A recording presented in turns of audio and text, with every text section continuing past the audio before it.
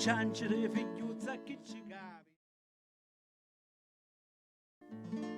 Come se le cogliero le belle pire. Buongiorno, oggi prepariamo un bucatino alla palermitana.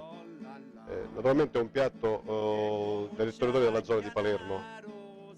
Gli ingredienti sono una pasta, un bucatino, delle alici già pulite, del finocchio selvatico, della molitica tostata, del formaggio, olio e sale. Allo scendere se rompio la rama, tirò la la.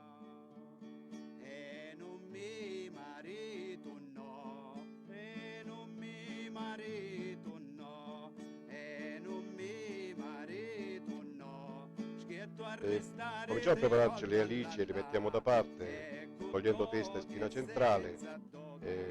Scendiamo giù la pasta, nel frattempo saltiamo del finocchietto selvatico, un'erba tipicamente della nostra regione.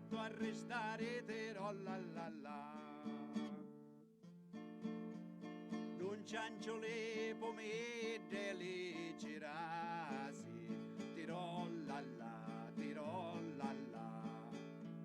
ciancio la conferenza Mettiamo in padella del finocchietto e quelle alici e una volta che la pasta è pronta si scola e la andiamo a saltare in padella.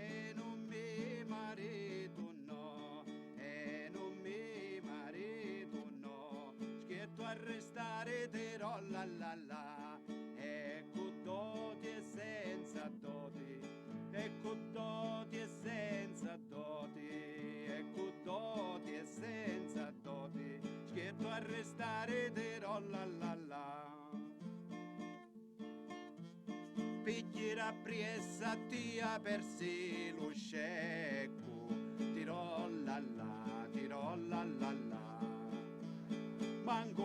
Il piatto è pronto, buon appetito!